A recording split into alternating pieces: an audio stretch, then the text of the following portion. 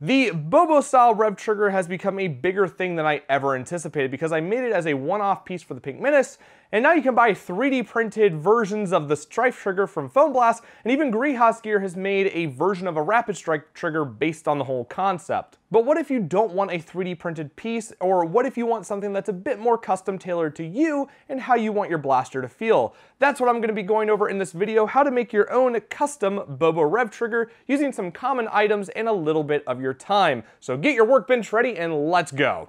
The parts and tools you'll need for this mod are quite simple and easy to find, with the first being a Strife and its Rev Trigger because that's what we're modding, so you kind of need it. The second big player in this mod is Epoxy Putty, and I recommend you get something that doesn't cure insanely hard and is somewhat sandable because that will make it easier for you to customize it to your finger because we're going to be doing a lot of sanding. Which brings us into the third part, which is sandpaper. You're going to need sandpaper not only to make the surface of your trigger nice and sanded for the epoxy putty to adhere to, but you'll also need it to smooth it out and get some of the curves nice and smooth so your finger doesn't have any hard edges.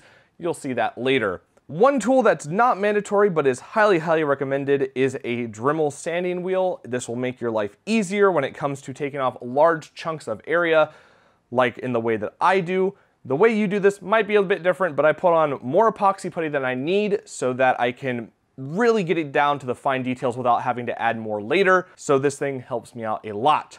Another not so mandatory item is gloves. Nitrile gloves are wonderful and they keep your hands from getting sticky or really dusty. So I use these whenever I'm working with epoxy putty. And the last item is a respiratory mask because there will be a bunch of dust if you decide to go with the Dremel wheel. And I also like to use a razor blade because that just helps with some of the smaller details like getting fine areas whittled down to where I want them, and also to make really big scrapes in the Rev Trigger for more hold with the epoxy putty even after sanding, so I use a razor blade. And with that out of the way, we can put the mask to the side, we can get our gloves, get yourself a piece of sandpaper, we can put the Strife over here for later because we're gonna be, getting it fine-tuned to fit the Strife properly. Oh, and you're also gonna need some rubbing alcohol to clean the surface. I have mine right over here. So put your gloves on, and the first thing we're gonna do is we're gonna sand the crap out of your Rev Trigger, mainly the front part of it because the sides aren't really gonna hold too much epoxy putty. It's the front that does most of the work. So really get in there and sand it well. Start with a low grit and keep it lowish because you want a lot of surface area for that epoxy putty to grip onto.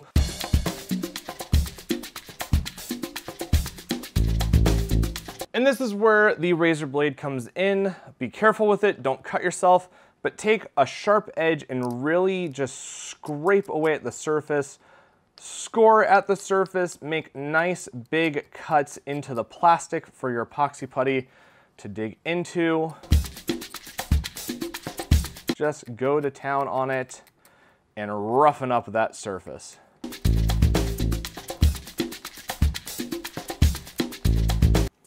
Especially in the little grooves right here because your sandpaper is only going to get a little bit of that and the point of the razor blade can really get in there. But as always, be careful when you're handling a razor blade so you don't cut yourself with it. Yeah, I believe this is good enough. One more pass with the sandpaper in the little holes. And there we go. And after you're done with this, get yourself some isopropyl rubbing alcohol. 70% is pretty good for this type of stuff. And just clean the surface off. Get it nice and clean and set it down to dry. Now it's time to add your epoxy putty, and this is where you could do things differently than me. I like to add a bunch of epoxy putty on there because I know I'm going to be dremeling down anyway, and that just allows me to have more control on what I want gone instead of having to add stuff later. So if you want to add a little, if you want to add a lot, doesn't matter. You need to get yourself some epoxy putty and mix it up at this point. And once you have it mixed up, we're going to be adding it to the trigger. Most importantly, you want this to be nice and on there and get the basic shape of the design. So So you want to cover all sides of the trigger, or at least the way I do it is I cover all sides of the trigger. Nice and evenly distributed here. The top doesn't need as much. The sides don't need as much. You really want it to get along the bottom. But the main design of the trigger is this. You want to go for a big hunk with this kind of design, because what we're going to be doing is later we're going to be going on and drawing lines on here that you're going to follow with your sandpaper or your Dremel wheel or both.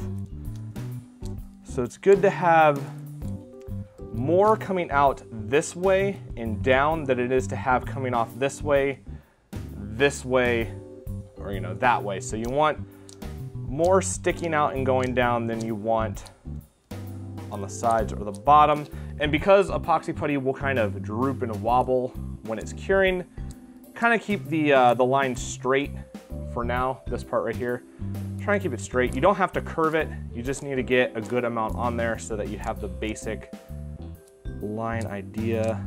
I don't want mine to be too big because a lot of this is going to get cut off. But kind of remember where the trigger shape is, so you know how much you want to add, how much you don't want to add. Let's see here, that's looking pretty good. I'm going to go with this, and remember while it cures, it's going to want to start wobbling all over the place. Kind of push it down, get it situated. There we go, that looks pretty good. Mine's starting to heat up. Just getting to that point. Just kind of align everything. Make sure it has good adhesion to the actual trigger surface, and you can see mine's pretty straight. The moment I'm going to kind of flatten it and fatten it out a little bit. So once it gets to that point where it hardens up a bit, you can just put it down. Use this other one for stability. Put it down like that and let it cure. And a little tip for those of you using nitrile gloves, pull the glove off and flip it back around so the epoxy is on the outside, and then use it later for painting, because double the uses in one glove, why not? It's time to Dremel down the epoxy putty. This is a messy process, so get your mask on and put on some eye protection if you have any. The first step in dremeling this is to get the sides and the top down to the plastic.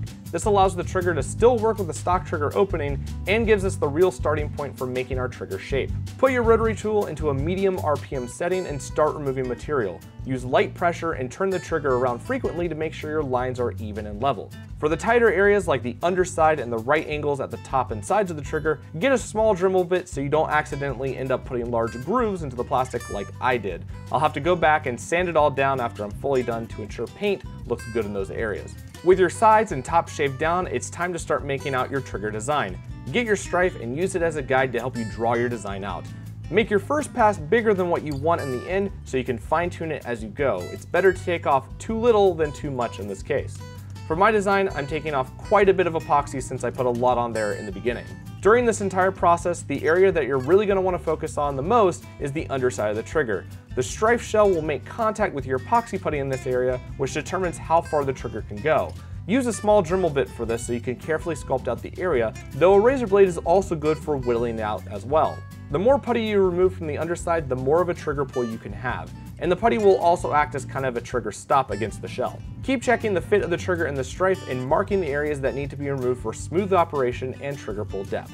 Eventually, you'll get to a point you like. Now's the time to make the trigger shape even better looking. I like mine to come together at a slight point at the bottom, but your trigger shape can be however you want it. Mark it out in the front and take your time slowly grinding it down to shape. This is also the time to fine-tune your trigger's curve.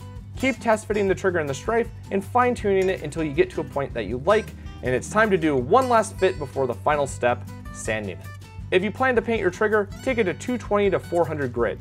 Sand the trigger's plastic areas until even and smooth. Any rough gouges like on mine can be amplified by the paint, so get it nice. If there's any sort of holes in your epoxy putty, use super glue to fill it in. Super glue and epoxy putty work extremely well together with a strong bond. And for an amazing feel, take the front side of the trigger up to 1000 grit. It is super smooth and feels great. For those of you using upgraded switches, there's one last little trigger upgrade that you can do. Sand down the end of the trigger and add some epoxy putty to the ridges. Before the putty fully cures, use a razor blade to cut it into a square, or you can wait until it fully cures and use a Dremel to get it down to the shape you want. Doing this increases the contact area that the trigger will have with the lever of the switch and can prevent the switch from moving off the lever during trigger pull. If your switch doesn't have a lever, this just increases the size of the area that makes contact with the little nub on the switch that gets pushed in. It's super simple, but very effective.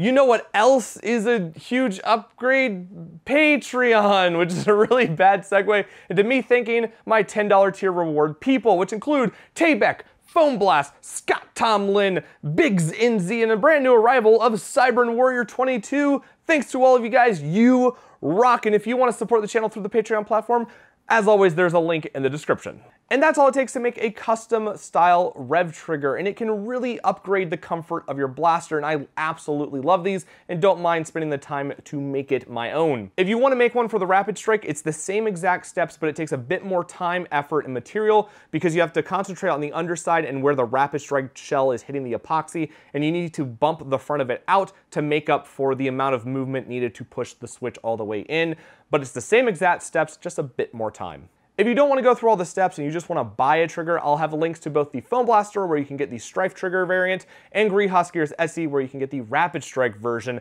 Both will be in the description below. If you do decide to make your own trigger, feel free to post it to my Facebook page because I think it would be interesting to see what all people do to their triggers to make it suitable for them and maybe the differences between everyone's stuff. But for now, I hope you enjoyed this video, and as always, have a great day wherever you are.